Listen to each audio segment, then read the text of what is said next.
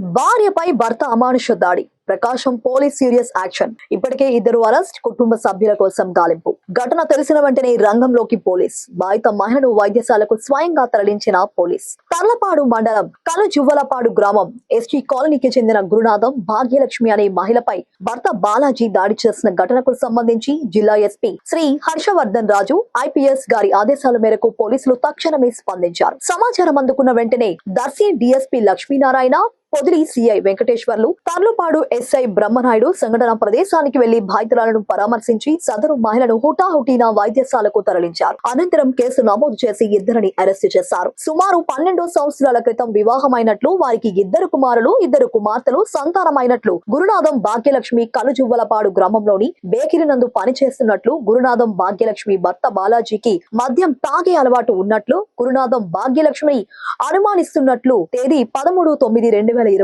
రాత్రి సుమారు 9:30 గంటల సమయంలో గురునాథం భాగ్యలక్ష్మి కలుజువ్వలపాడు గ్రామంలోని బేకరీలో పని ముగించుకొని ఇంటికి వెళుతుండగా మార్గ మధ్యలో గురునాథం భాగ్యలక్ష్మి భర్త బాలాజీ, అతని కుటుంబ సభ్యులు కలిసి ఆమెను ఇంటికి తీసుకువెళ్లి చేతులు కట్టేసి బెల్ట్ తో వీపై కొట్టి కాళ్లతో చేతులతో కొట్టినారారు. మహిళలు, పిల్లలపై దాడులు జరిగితే సహించేది లేదని జిల్లా ఎస్పీ గారు అన్నారు. సరే